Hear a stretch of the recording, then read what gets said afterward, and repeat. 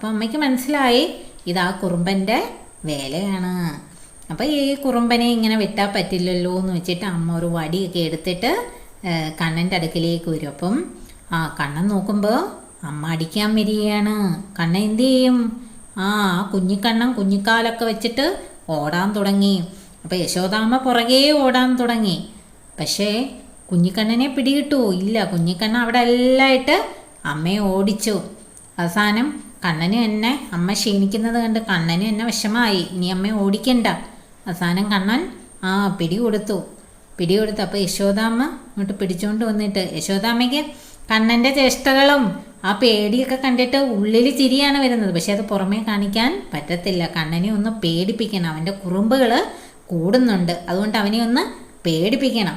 അപ്പോൾ യശോദാമ്മയുടെ കയ്യിൽ വടിയുണ്ട്. വേണമെങ്കിൽ എന്ത് ചെയ്യാം? 2 തല്ലവന് കൊടുക്കാം.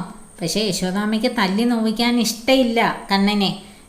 അതാണ് ഗോപികമാരൊക്കെ വന്ന് ദിവസേന പരാതി പറച്ചിലാണ് കണ്ണനെ പറ്റി.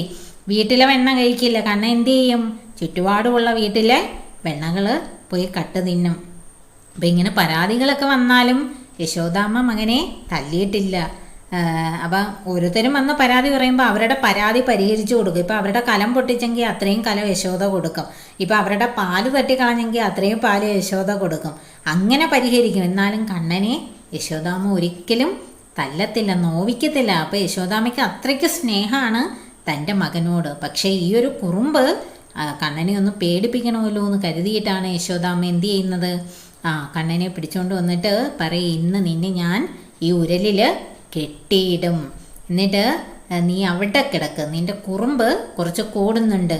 മറ്റ് ഗോപികമാർ വന്ന് പറയുമ്പോഴൊന്നും ഞാൻ നിന്നെ തല്ലിയിട്ടില്ല. പക്ഷെ ഇന്ന് നിൻ്റെ കുറുമ്പ് അതിര് കടന്നിരിക്കുകയാണ്. ഇന്ന് നിന്നെ ഞാൻ ശിക്ഷി